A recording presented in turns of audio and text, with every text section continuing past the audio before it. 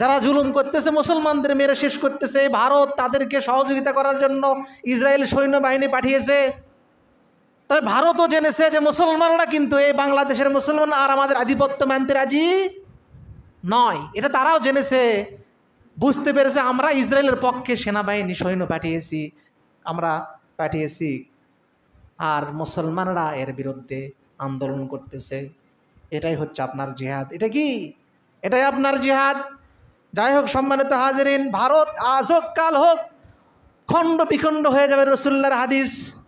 আমি লক্ষ্য করতেছি এই মুসলমানদের, নিরীহ মুসলমানদের উপরেই উগ্রবাদী হিন্দুরা মুসলমানদের উপর নির্মমভাবে অত্যাচার চালাচ্ছে ভারতে। এর লক্ষণ হলো গজওয়া হিন্দ। গজওয়া হিন্দ হবে এই ভারত, খণ্ড বিখণ্ড হবে, রাসূলুল্লাহর হাদিস এ তার পূর্ব আলামত। যাই হোক খেয়াল করুন, সে কথা আল্লাহ পাক বলেন, ওয়ালা তাকুনু ইলাল্লাযিনা যালামু ফাতামাসসাকুমুন নার। আল্লাহ পাক বলতেছেন যারা জালেম কাফির তাদের দিকে তোমরা ঝুঁকে যাও না, তাদের আদর্শের দিকে, তাদের মতাদর্শের প্রতি তাদের সাথী হয়ে না ঝুঁকে যাও না। যদি তাদের দলে হয়ে যাও তাহলে ফাতামাসসাকুমুন নার, তাহলে তোমরা জাহান্নামী হয়ে যাবে। নাউযুবিল্লাহ। কাফিরদের সাথে বন্ধুত্ব স্থাপন করা যাবে না। বন্ধুত্ব স্থাপন মানে হলো শুধু একসাথে বসে থাকা, তা না। বন্ধুত্ব স্থাপন মানে হলো সেই ইহুদি খ্রিস্টানরা যে মতকে অনুসরণ করে সে মতকে আপনি সমর্থন করেন, আমি সমর্থন করি। বিধর্মীরা যেটাকে ভালোবাসে, যে কালচারকে ভালোবাসে, সেটা যদি আপনি পছন্দ করি তাহলে তাদের প্রতি সমর্থন করা হলো। কিন্তু সেটা আল্লাহ পাক নিষেধ করেছেন। কি করেছেন? নিষেধ করেছেন। খেয়াল করুন, এই কাফির মুশরিকদেরকে, ইহুদিদেরকে যদি আমরা বন্ধুরূপে গ্রহণ করি তাহলে আমাদের ধ্বংস অনিবার্য। একজন ব্যক্তির জীবনে একজন বন্ধুর প্রভাব অত্যন্ত গুরুত্বপূর্ণ, অত্যন্ত গুরুত্বপূর্ণ। বন্ধুর প্রভাব, বন্ধুত্ব স্থাপনের ক্ষেত্রে আপনার নীতিমালা হবে কি? বন্ধুত্ব স্থাপনের সময় আপনাকে আমাকে লক্ষ্য করতে হবে কোন ব্যক্তি বেশি পরহেজগার, কোন ব্যক্তি ইসলামের আদর্শের অনুসারী, কোন ব্যক্তির ইসলামী নীতিমালা, ইসলামী মূল্যবোধ, ইসলামী আদর্শ, ইসলামী হুকুমতের দিকে কার ঝোঁক বেশি, তাকে আপনাকে আমাকে বন্ধুত্ব, তার প্রতি আমাকে বন্ধুত্বের হাত বাড়িয়ে দিতে হবে, হাত প্রসারিত করতে হবে এবং তাকে বন্ধু বানাতে হবে। শয়তানকে বন্ধুরূপে গ্রহণ করা যাবে এবং শয়তানের অনুসারী যারা পৃথিবীতে, আল্লাহ পাক তাদেরকে ইন্ডিকেট করে মুসলমানদেরকে, মুমিনদেরকে জানিয়ে দিয়েছেন যে তাদেরকে কখনো তোমরা বন্ধু হিসেবে গ্রহণ করবা। খেয়াল করুন, আল্লাহ পাক পবিত্র কালামুল্লাহর সূরা ফাতিরের 6 নম্বর আয়াতের মধ্যে বলছেন, ইন্নাশ শাইতানা লাকুম আদুওয়ুন ফাত্তাখিযুহু আদুওয়া। জোরে কোন আল্লাহু আকবার। আল্লাহ পাক বলছে ইন্নাশ শাইতানা, নিশ্চয়ই শয়তান, লাকুম আদুওয়ুন, তোমাদের শত্রু, ফাত্তাখিযুহু আদুওয়া, সুতরাং তোমরা শয়তানকে শত্রু হিসেবে গ্রহণ করো, শত্রু হিসেবে গ্রহণ করো। কারণ কি? ইন্নামা ইয়াদউ হিসবাহু লিয়াকুনু মিন আসহাবিস সাঈর। কারণ শয়তান আহ্বান করে, তোমাদেরকে আহ্বান করে, ডাকে, কোথায় ডাকে? তোমাদেরকে ডাকে জাহান্নামের পথে, যাতে করে ওই শয়তানের অনুসরণ করে তোমরা সাঈর নামক জাহান্নামের অধিবাসী হতে পারো। নাউযুবিল্লাহ। সেই জন্য শয়তান তোমাদেরকে তার দিকে ডাকে, তার দলের দিকে এই জন্য ডাকে যে যাতে করে তোমাদেরকে সাঈর নামক জাহান্নামের অধিবাসী করতে পারে। সেই জন্য শয়তান তোমাদেরকে চায় তার দলে অন্তর্ভুক্ত হতে। নাউযুবিল্লাহ। এখন শয়তান আল্লাহ পাকের সামনে বলেছিল আমাকে ক্ষমতা দেওয়া হোক যাতে আমি তাদেরকে বিভ্রান্ত করতে পারি, মুমিনদেরকে, মুসলমানদেরকে, ইমানদারদেরকে আমি বিভ্রান্ত করব, বনি আদমকে আমি বিভ্রান্ত করব, আমি ওয়াসওয়াসা দিব, আমি তাদেরকে জাহান্নামের দিকে নিয়ে যাব। এ কথা বলেছিল শয়তান। কে বলেছিল? শয়তান। যখন এ কথা আল্লাহ পাকের সামনে ক্ষমতা নেওয়ার জন্য বলেছিল, আল্লাহ পাক তখন শয়তানকে কি বলেছেন সে কথা আল্লাহ পাক সূরা বানী ইসরাঈল 64 নম্বর আয়াতের মধ্যে কোট করেছেন। আল্লাহ পাক বলতেছেন, ওয়াস্তাফজিজ মান ইসতাতা'তা মিনহুম বিসাউতিক, আল্লাহ পাক চ্যালেঞ্জ ছুড়ে দিয়ে বললেন ওয়াস্তাফজিজ, এই শয়তান তুই বিভ্রান্ত কর আমার বান্দাদেরকে, ইমানদারদেরকে, মান ইসতাতা'তা, যার প্রতি তুই সক্ষম হবি, যার প্রতি সক্ষম তুই হবি, মিনহুম বিসাউতিকা, তোর কথার দ্বারা, কিসের দ্বারা? আহ্বানের দ্বারা, আওয়াজের দ্বারা। বুঝতেছেন কথা? খেয়াল করুন, তার মানে শয়তান এবং শয়তানের অনুসারীরা আমাদেরকে বিভিন্ন আওয়াজের মাধ্যমে জাহান্নামের দিকে ডাকে, তাই কি না? বিভিন্ন অশ্লীল ব্যবনার কনসার্ট, বিভিন্ন সেদিকে মাইকিং করে আহ্বান করা হয়, হয় না? এরা শয়তানের অনুসারী। কাদের অনুসারী? শয়তানের অনুসারী। বিভিন্ন আওয়াজের মাধ্যমে নাস্তিকদের মতবাদ পৃথিবীতে প্রতিষ্ঠা করার জন্য সেদিকে স্লোগান দিয়ে মানুষকে আহ্বান করা হয়, হয় কি না? লটারির দিকে মানুষকে আহ্বান করা হয়, মাইকিং করা হয়, বিভিন্ন ইসলাম বিদ্বেষী কর্মকাণ্ডের প্রতি করা হয় কি না? সে কথা আল্লাহ পাক বলতেছেন, তোমার যাদের প্রতি সক্ষমতা আছে, তোমার ক্ষমতা আছে, তাদের প্রতি তুমি তোমার আওয়াজ দ্বারা আহ্বান করো। তার মানে বোঝা গেল শয়তান এবং শয়তানের অনুসারীরা তারা মানুষদেরকে, মুমিনদেরকে তাদের কথার মাধ্যমে তারা ডাকে জাহান্নামের দিকে। কন্না আউযুবিল্লাহ। তারপর আল্লাহ পাক বললেন ওয়াজলিব আলাইহিম বিখাইলিকা ওয়া রাজলিকা, আল্লাহ পাক বললেন এবং তুমি তাদের প্রতি পরিচালনা করো, ওয়াজলিব, তুমি তাদের প্রতি পরিচালনা করো, আলাইহিম, তাদের প্রতি, বিখাইলিকা, তোমার অশ্বারোহ বাহিনী, কি বাহিনী? অশ্বারোহ বাহিনী, ওয়া রাজলিকা, এবং তোমার পদাতিক বাহিনী। শয়তানের কি অশ্বারোহী এবং পদাতিক বাহিনী আছে? এর তাফসীর কি? তাফসীর ইবনে কাসির এসেছে, হযরতে আব্দুল্লাহ ইবনে আব্বাস রাদিয়াল্লাহু তাআলা আনহু বলেছেন, এই শয়তানের অশ্বারোহ এবং পদাতিক বাহিনীর ব্যাখ্যা হলো, যারা পাপ কাজের দিকে, আল্লাহর অবাধ্যতার প্রতি যারা আস্তে আস্তে যায়। কিভাবে যায়? আস্তে আস্তে ধীরে ধীরে যারা অগ্রসর হয়, তারা হলো শয়তানের পদাতিক বাহিনী। কি বাহিনী? পদাতিক বাহিনী, মানে যারা পায়ে হেঁটে যাচ্ছে সেই বাহিনী। আর যারা আল্লাহর হুকুমের বিরুদ্ধাচরণ করে শয়তানের রাস্তার দিকে, যারা অপকর্মের দিকে, যারা আল্লাহর বিধানের বিরুদ্ধে, যারা আল্লাহর বিধানকে বৃদ্ধাঙ্গুলি প্রদান করে, বৃদ্ধাঙ্গুলি দেখে যারা দ্রুত শয়তানের দলের দিকে, শয়তানের পথের দিকে, মতের দিকে যারা দৌড়ায়, তারা দ্রুত চলে যায়, তারা হচ্ছে শয়তানের ঘোড়া বাহিনী। কি বাহিনী? ঘোড়া বাহিনী। ঘোড়া যেমন দ্রুত ছুটে চলে, তেমনি যারা অন্যায়ের পথে, শয়তানের রাস্তায় যারা দ্রুত ছুটে চলে, তারা হচ্ছে শয়তানের অশ্বারোহী বাহিনী। কন্না আউযুবিল্লাহ। তারপর আল্লাহ পাক বলছেন আশারিকিহিম ফিল আমওয়ালি ওয়াল আওলাদি ওয়াইদিহিম, আল্লাহ পাক বললেন, এ শয়তান, তোর যদি ক্ষমতা থেকে থাকে, তোর কথার দ্বারা, তোর অশ্বারোহী পদাতিক বাহিনীর দ্বারা তুই চেষ্টা চালিয়ে যা, আর মুসলমানদের, মুমিনদের, বনি আদমের সম্পদ এবং সন্ততির মাঝে তুই শরীক হয়ে যা। তাহলে বোঝা গেল শয়তান আমাদের সন্তান সন্ততি এবং সম্পদের মধ্যেও সে শরীক হয়ে যায়, তার প্রচেষ্টা সে চালাতে থাকে। আল্লাহ পাক বলতেছেন আল্লাযীনা আমানু ইউকাতিলুনা ফি সাবিলিল্লাহ, যারা নাকি ঈমানদার তারা আল্লাহর রাস্তায় সংগ্রাম করবে। ওয়াল্লাযীনা কাফারু ইউকাতিলুনা ফি সাবিলিত তাগুত, আর যারা কাফির, যারা আল্লাহর বিধানকে যারা অস্বীকার করেছে, আল্লাহর যারা নাফরমান হবে, তারা তগুতের রাস্তায়, শয়তানের রাস্তায়, আল্লাহর বিধানের বিরুদ্ধাচরণ যারা করে, সেই রাস্তায় তারা সংগ্রাম করে। কন্না আউযুবিল্লাহ। ফাকাতিলু আউলিয়া শাইতান, আল্লাহ পাক বলছেন শয়তানদের অনুসারীদের বিরুদ্ধে তোমরা সংগ্রাম করো।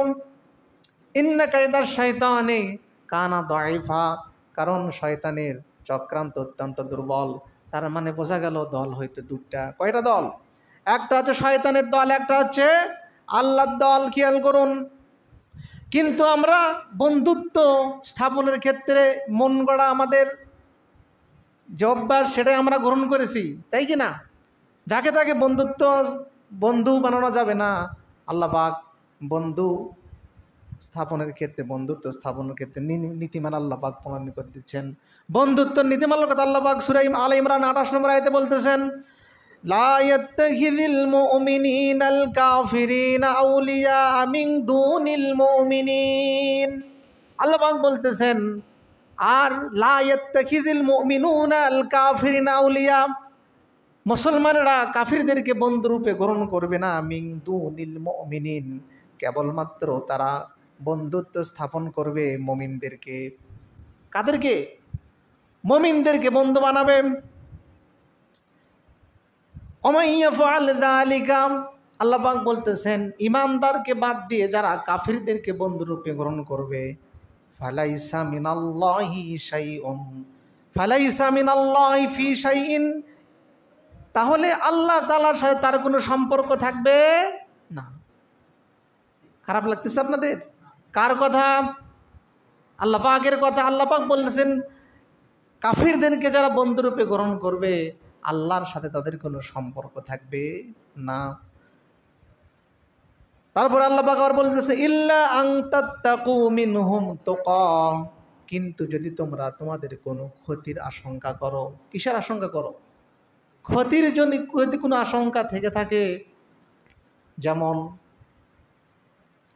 কোনো কাফির, কোনো খ্রিস্টান, ইহুদিদের সাথে যদি মুসলমানদের বন্ধুত্ব স্থাপন, সুসম্পর্ক, এক কথায় বাহ্যিক যে সৌজন্যবোধ, এটা যদি স্থাপন না করা হয়, তাহলে যদি মুসলমানদের অর্থনৈতিকভাবে বিভিন্ন ক্ষেত্রে যদি কিছু ক্ষতির সম্মুখীন হওয়ার আশঙ্কা থাকে, তাহলে বাহ্যিক যে সৌজন্যবোধ, সেটা স্থাপন করা যাবে।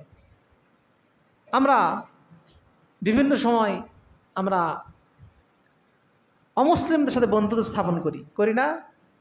হ্যাঁ, আপনি সৌজন্যবোধ দেখবেন বাহিরে যতটুকু সম্ভব। আপনি ইসলাম অমুসলিমদের সাথে অভদ্র আচরণ করতে পারেন, তাদেরকে ভদ্র আচরণ করা যাবে, তাদের বানানো মাসলাহ, তাদের বানানো বিভিন্ন কিনে খাওয়া যাবে। কিন্তু উত্তম হলো যদি কোনো ব্যক্তি মনে করে যে আমি যদি আমার মুসলমান ভাইয়ের থেকে এই খাবার এটা যদি কিনি, তাহলে আমার মুসলমান ভাই লাভবান হবে, তাহলে সেটা উত্তম এবং সে সওয়াব পাবে। সুবহানাল্লাহ। কিন্তু যারা মুসলিম, তাদের জবৈকৃত কোনো কিছু প্রাণী খাওয়া যাবে না। আপনাকে বিবাহের দাওয়াত দিয়েছে, তারা যদি জবে করে, সেটা যদি আপনারও হয়, সেটা যদি আপনার হালাল প্রাণীও যদি হয়, অমুসলিম যদি সেটা জবে করে আপনাকে আপ্যায়ন করতে চায়, সেটা আপনার জন্য হারাম হবে। কি হবে? হারাম হবে। কারণ আল্লাহ পাক বলেছেন, আল্লাহর নামে বিগয়রিল্লাহ, আল্লাহর নাম ব্যতীত যেসব প্রাণী জব করা হয়েছে, সেগুলো খাওয়া মুসলমানদের জন্য হারাম। কথা বুঝতেছেন? খেয়াল করুন। আল্লাহ পাক জি বললেন, কাফিরদের সাথে বন্ধুত্ব স্থাপন করা যাবে না। বন্ধুত্ব স্থাপন মানে হলো শুধু একসাথে বসে থাকা, তা না। বন্ধুত্ব স্থাপন মানে হলো সেই ইহুদি খ্রিস্টানরা যে মতকে অনুসরণ করে, সে মতকে আপনি সমর্থন করেন, আমি সমর্থন করি। বিধর্মীরা যেটাকে ভালোবাসে, যে কালচারকে ভালোবাসে, সেটা যদি আপনি পছন্দ করি, তাহলে তাদের প্রতি সমর্থন করা হলো। কিন্তু সেটা আল্লাহ পাক নিষেধ করেছেন। কি করেছেন? নিষেধ করেছেন। খেয়াল করুন। এই কাফির মুশরিকদেরকে, ইহুদিদেরকে যদি আমরা বন্ধুরূপে গ্রহণ করি, তাহলে আমাদের ধ্বংস অনিবার্য। ধ্বংস অনিবার্য। কিভাবে? তারেক বিন জিয়াদ, স্পেন বিজয়ী সাহাবী তারেক বিন জিয়াদ রাদিয়াল্লাহু তাআলা আনহু, তারেক বিন জিয়াদের মাধ্যমে স্পেনে ইসলাম প্রচারিত হয়েছিল, ইসলামের দাওয়াত পৌঁছে গিয়েছিল। ইসলাম যখন প্রচার হয়ে গেল, তখন ইসলাম প্রচার করতেছেন সাহাবায়ে কেরামরা, কাফেলা নিয়ে গেছেন, একটা দল নিয়ে গেছেন। যুদ্ধ হয়েছিল, অনেক ত্যাগ তিতিক্ষার পরে সেই স্পেনে কালেমার পতাকা, তাওহীদের পতাকা উড্ডীন হয়েছিল। সেই স্পেনের মুসলমান হয়েছিল বিধর্মীরা, মুশরিকরা, মূর্তি পূজকরা। ইহুদি খ্রিস্টানরা ইসলামের ছায়াতলে এসেছিল। তার পরবর্তীতে স্পেনের মুসলমানরা যখন আস্তে আস্তে ইহুদি খ্রিস্টানদের অনুসরণ করা লাগলো, বিভিন্নভাবে সংস্কৃতির ক্ষেত্রে, অর্থনৈতিক ক্ষেত্রে, রাজনৈতিক ক্ষেত্রে, মতাদর্শের ক্ষেত্রে, যখন ইসলামী আদর্শকে তারা ভুলে গেল, যখন তারা ইহুদি খ্রিস্টান বিধর্মীদের অনুসরণ করতে লাগলো, তাদেরকে বন্ধু হিসেবে গ্রহণ করলো, তখন তারা দুর্বল হয়ে গেল। কি হয়ে গেল? দুর্বল হয়ে গেল। ইমানদারেরা, মুসলমানরা দুর্বল হয়ে গেল। যখন দুর্বল হয়ে গেল, আস্তে আস্তে বিধর্মীরা তখন শক্তিশালী হয়ে উঠল, ইহুদি খ্রিস্টানরা তখন শক্তিশালী হয়ে উঠল। তারা মুসলমানদের ওপর আধিপত্য খাটাতে শুরু করলো, মুসলমানদের ওপর রাজত্ব করা শুরু করে দিল, মুসলমানদেরকে তারা কমান্ড করা শুরু করে দিল। এক পর্যায়ে যখন এমন শক্তিশালী হয়ে উঠল, সেই স্পেনের বিধর্মীরা মুসলমানদেরকে তারা কোণঠাসা করে ফেললো, একেবারে নিয়ন্ত্রণ নিয়ে আসলো। একদিন স্পেনের মুসলমানদেরকে বলল যে তোমাদের জন্য রাস্তা আছে দুইটা। কয়টা? রাস্তা আছে দুইটা। তোমাদেরকে ঘর থেকে বের হওয়া যাবে না, তোমাদেরকে মসজিদের মধ্যে প্রবেশ করতে হবে, মসজিদের ঘরের মধ্যে থাকতে হবে, মসজিদের মধ্যে প্রবেশ করো। আর এই যে সাগরের কিনারা এই যে বড় বড় জাহাজ আছে, এই জাহাজের মধ্যে তোমরা ওঠো, তোমাদেরকে অন্য জায়গায় চলে যেতে হবে, এই দেশে তোমাদেরকে থাকা যাবে না। মুসলমানেরা মসজিদের মধ্যে প্রবেশ করলো, আর ওই যে সমুদ্রের কিনারায় যে জাহাজ ছিল, সেই জাহাজের ওপরে মুসলমানরা উঠলো। খেয়াল করুন, এই স্পেন বিজয়িত হয়েছিল মুসলমানদের মাধ্যমে। সাহাবায়ে কেরাম রাদিয়াল্লাহু তাআলা আনহু কত ত্যাগ তিতিক্ষা করে সাগর পাড়ি দিয়ে সেই স্পেনের মধ্যে পৌঁছে মুসলমানরা ইসলাম প্রতিষ্ঠা করেছিল। আর পরবর্তী ইমানদাররা যখন ইহুদি খ্রিস্টানদেরকে অনুসরণ করলো, বন্ধু হিসেবে গ্রহণ করলো, তখন তাদের ইমান যখন দুর্বল হয়ে গেল, তখন তাদের উপর নিয়ন্ত্রণ আনলো ইহুদি খ্রিস্টানরা। কারা? ইহুদি খ্রিস্টানরা অনুরূপভাবে তারা তাদের উপর আধিপত্য বিস্তার করে, তাদের ইমান যখন দুর্বল হয়ে গেল, তখন তারা মসজিদে প্রবেশ করলো, আর ওই যে সাগরের পাড়ে যে জাহাজ ছিল, জাহাজের মধ্যে ঢুকে পড়ল। শুনতেছেন আপনারা? খেয়াল করুন, জাহাজ যখন চালিয়ে দেওয়া হলো, জাহাজ চলতেছে, জাহাজ চলতে চলতে পুরো জাহাজ ভরা মুসলমান, যত মুসলমান ছিল সব মুসলমান দুই ভাগে বিভক্ত হয়ে এক শ্রেণীর মুসলমান প্রবেশ করেছে মসজিদের মধ্যে, আর এক শ্রেণী প্রবেশ করেছে ওই জাহাজের মধ্যে। জাহাজ যখন চলাচল শুরু করলো, জাহাজ চলতে চলতে যখন ঠিক সাগরের মাঝখানে যখন জাহাজ পৌঁছিল, মুসলমানদেরকে 1 এপ্রিল, কয় তারিখ ছিল? 1 এপ্রিল মুসলমানদেরকে ওই জাহাজের মধ্যে বম্বিং করে সাগরের মধ্যে জাহাজগুলো ধ্বংস করে মুসলমানরা ডুবে মারা গেল। আর মসজিদের মধ্যে যারা ছিল তাদেরকে বম্বিং করে মসজিদগুলো ধ্বংস করে মুসলমানদেরকে নিশ্চিহ্ন করে দিল। কন্যা আউযুবিল্লাহ। এটা কেন হয়েছিল? কাফির মুশরিকদেরকে বন্ধু হিসেবে গ্রহণ করার কারণে। তারিখটা ছিল 1 এপ্রিল। কি এপ্রিল? April fool. যারা বিভিন্নভাবে শিক্ষিত মানুষ, সচেতন, তারা বুঝবেন, এপ্রিল ফুল আছে না, একটা ছুটি দেয়। কি দেয়? আমরা জানিও না, বিভিন্নভাবে মুসলমানরা এই ছুটি কাটায়। 1 এপ্রিল, এপ্রিল ফুল। ফুল মানে বোকা। ফুল মানে কি? সেই 1 এপ্রিল মুসলমানদেরকে বোকা বানিয়েছিল সেই স্পেনের ইহুদি খ্রিস্টানরা। বোকা বানিয়ে তাদেরকে ধ্বংস করেছিল। আজকে আমরা না জেনে এমন কিছু মুসলমান আছি, তারা আমরা এই দিনে আবার ছুটি খাই। কি খায়? এই 1 এপ্রিল আমরা বিভিন্নভাবে বিভিন্ন সংস্কারে যারা জড়িত, তা আমরা ছুটি খাই। আমরা এই হিস্ট্রি জানি না যে আসলে এই ছুটিটা কেন, এই 1 এপ্রিল, এপ্রিল ফুল কেন বলা হয়। খুব সাবধান, খেয়াল করুন। সেজন্য আল্লাহ পাক বলতেছেন, যদি তোমরা এই কাফিরদেরকে যদি তোমরা বন্ধু হিসেবে গ্রহণ করো, কাফিররা যাবে জাহান্নামে। কোথায় যাবে? জাহান্নামে যাবে। কিভাবে জাহান্নামে যাবে? কাফিররাই কাফিরদের বন্ধু। আল্লাহ পাক বলতেছেন, যখন আমি তাদেরকে জাহান্নামে নিক্ষেপ করব, তখন তাদের অবস্থা কেমন হবে? ইয়াজআলুল খাবিসা বা'দাহু আলা বা'দ ফায়ারকামুহু জামিআ। আল্লাহ পাক বলতেছেন, গাধার পিঠের উপরে যেমন লাকড়ি একটার ওপর আর একটা লাকড়ি রাখা হয়, স্তূপ করা হয়, তাই কি না? ট্রাক দেখেননি? ট্রাক, বিভিন্ন কাঠি, এরকম জ্বালানি, একটার ওপর একটা রেখে ট্রাক লোড দেয়, দেয় না? সে কথা আল্লাহ পাক বলতেছেন, যে একজন কাফেরের উপর আর একজন কাফের এভাবে স্তূপ করে করে একসাথে আমি স্তূপ করে তাদেরকে আমি ফায়াজআলুহু ফি জাহান্নাম, আমি তাদেরকে জাহান্নামে নিক্ষেপ করবো। কর নাউযুবিল্লাহ। কেন কেন এভাবে তাদেরকে জাহান্নামে নিক্ষেপ করা হবে? আল্লাহ পাক বলতেছেন এই জন্য তারা পৃথিবীতে একজন কাফের আর একজন কাফেরের মতকে অনুসরণ করেছিল। সুতরাং আপনি আমি যদি কাফেরদের মতকে অনুসরণ করি, তাদেরকে যদি বন্ধু হিসেবে গ্রহণ করি, তাদের সাথে পৃথিবীতে যেভাবে আমি আপনি লেগেছিলাম, তাহলে কিয়ামতের ময়দানে আল্লাহ পাক ফয়সালা করে তাদের সাথে একের উপর এক রেখে স্তূপ করে আমাকে আপনাকে জাহান্নামে নিক্ষেপ করবেন। কর নাউযুবিল্লাহ। এই দুর্ভাগ্য কি? এই দুর্ভাগ্যকে আমরা হতে চাই? আমরা চাই না। খেয়াল করুন, আল্লাহ পাক বলতেছেন যারা জালিম হবে কি হবে? যারা জালিম হবে, ফাসিক হবে, কাফির হবে, ইহুদি খ্রিস্টান হবে, তাদেরকে বন্ধুরূপে গ্রহণ করা যাবে না। বন্ধুত্ব হবে আমার আপনার আল্লাহওয়ালাদের সাথে। কাদের সাথে? আলেমদের সাথে, নেককার, পরহেজগার, সৎ মানুষ, সলেহীন আছে না? এমন মানুষ আছে এই গ্রামে, এমন মানুষ আছে যার কথার মানুষ মূল্যায়ন করে। কি করে? মূল্যায়ন করে। লোকটা সৎ, বিশ্বস্ত, তার কথাবার্তায় চালচলনে বোঝা যায় যে লোকটার মধ্যে কোনো ভেজাল নেই। আছে না? এরকম মানুষ এই গ্রামে আছে। যাই হোক, সে কথা আল্লাহ বলতেছেন যারা মানুষের উপর জুলুম করবে, যারা অত্যাচার করবে, তাদেরকে সাপোর্ট করা যাবে না। যাবে?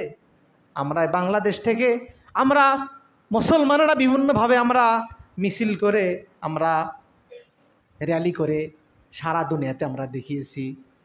আমরা বিভিন্ন বক্তব্যের মাধ্যমে আমরা দেখিয়েছি ইসরায়েলদেরকে তাদের টনক নড়েছে মুসলমানদের। এই যে এত 12 তারিখ যে সম্মেলনটা হলো সোহরাওয়ার্দী উদ্যানে, এই সম্মেলনটা চলে গিয়েছে সেই ইসরায়েল, ফিলিস্তিন, কাতার সহ যত বড় বড় আল জাজিরার যত বড় বড় সংবাদ মাধ্যম চলে গিয়েছে। তারা বাংলাদেশের মুসলমানদেরকে স্বাগতম, ধন্যবাদ জানিয়েছে। কোন আলহামদুলিল্লাহ, তারা খুশি হয়েছে। এবং ইহুদি খ্রিস্টানের বাচ্চারা তাদের টনক নড়েছে না, মুসলমানরা এর নিন্দা জানাচ্ছে, মুসলমানরা এর আমাদের প্রতিবাদ জানাচ্ছে। আর পার্শ্ববর্তী যাদেরকে আমরা বন্ধু হিসেবে গ্রহণ করেছিলাম, পাশের আমাদের দেশ, এরা কিন্তু হাজার হাজার সেনাবাহিনী এবং বিভিন্ন শক্তি ইসরায়েলের পক্ষে পাঠিয়েছে। নাউযুবিল্লাহ। যারা জুলুম করতেছে, মুসলমানদের মেরে শেষ করতেছে, ভারত তাদেরকে সহযোগিতা করার জন্য ইসরায়েল সৈন্যবাহিনী পাঠিয়েছে। তাই ভারতও জেনেছে যে মুসলমানরা কিন্তু এই বাংলাদেশের মুসলমান আর আমাদের আধিপত্য মানতে রাজি নয়। এটা তারাও জেনেছে, বুঝতে পেরেছে। আমরা ইসরায়েলের পক্ষে সেনাবাহিনী সৈন্য পাঠিয়েছি, আমরা পাঠিয়েছি, আর মুসলমানরা এর বিরুদ্ধে আন্দোলন করতেছে। এটাই হচ্ছে আপনার জিহাদ। এটা কি? এটাই আপনার জিহাদ। যাই হোক, সম্মানিত হাজিরিন, ভারত আজ হোক কাল হোক খণ্ড বিখণ্ড হয়ে যাবে। রাসূলুল্লাহর হাদিস। আমি লক্ষ্য করতেছি এই মুসলমানদের, নিরীহ মুসলমানদের উপরেই উগ্রবাদী হিন্দুরা মুসলমানদের উপর নির্মমভাবে অত্যাচার চালাচ্ছে ভারতে। এর লক্ষণ হলো গজওয়া হিন্দ। গজওয়াতে গজওয়া হিন্দ হবে এই ভারত, খণ্ড বিখণ্ড হবে। রাসূলুল্লাহর হাদিস এ তার পূর্ব আলামত। যাই হোক, খেয়াল করুন, সে কথা আল্লাহ পাক বলেন ওয়ালা তাকুনু ইলাল্লাযিনা যালামু ফাতামাসসাকুমুন নার। আল্লাহ পাক বলতেছেন যারা জালেম কাফির তাদের দিকে তোমরা ঝুঁকে যাও না, তাদের আদর্শের দিকে, তাদের মতাদর্শের প্রতি তাদের সাথী হয়ে না, ঝুঁকে যাও না। যদি তাদের দলে হয়ে যাও তাহলে ফাতামাসসাকুমুন নার, তাহলে তোমরা জাহান্নামী হয়ে যাবে। কর নাউযুবিল্লাহ। সম্মানিত হাজরিন, আল্লাহ পাক আমাদেরকে বাস্তব জীবনে আল্লাহওয়ালা নেককার এবং আন্তর্জাতিক পর্যায়ে যেসব নেতৃবৃন্দ, মুসলিম নেতৃবৃন্দ, যারা মুসলমানদের ঐক্যবদ্ধ, মুসলমানদের ইজ্জত আবরু, মুসলমানদের স্বাধীনতার পক্ষে যে সমস্ত নেতারা কথা বলে, আল্লাহ পাক তাদের সাথেই তাদেরকে সমর্থন করার তৌফিক আমাদেরকে দান করুক। পড়ছে আল্লাহুম্মা আমিন।